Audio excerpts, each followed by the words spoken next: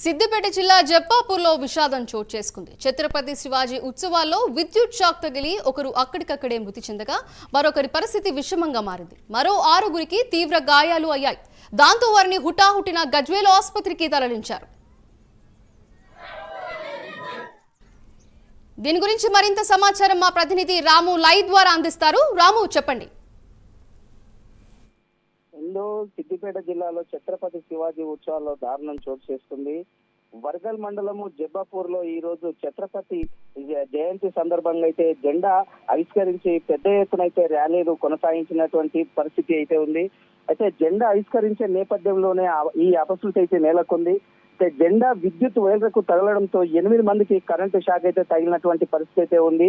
అయితే లింగ ప్రసాద్ అనే ఓ వ్యక్తి అయితే అక్కడికక్కడే మృతి చెందారు.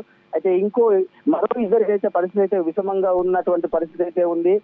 ఇంకొందరికి గాయాలవడంతో క్షతగాత్రులు అయితే హుటాహుటిన గజ్వేల్ ఆసుపత్రికి తరలించేటటువంటి పరిస్థితి ఉంది. అక్కడ చికిత్స నిమిత్తం మెరుగైన వైద్యం కోసం అయితే హైదరాబాద్ ఆసుపత్రికి అయితే తరలించారు. మొత్తంలో చూసుకున్నట్టయితే ఛత్రపతి జయంతి వేడుకలతో ఈ విద్యుత్ షాకు గురై మృతి చెందినటువంటి లింగ ప్రసాద్ కుటుంబీకులు అయితే కన్నీరు మున్నీరు అవుతున్నటువంటి పరిస్థితి. దీంతో ఒక్కసారిగా జబ్బపూర్ లో విషాద ఛాయలు అయితే నెలకొన్నాయని మనం చెప్పుకోవచ్చు. Right, thank you Ramu.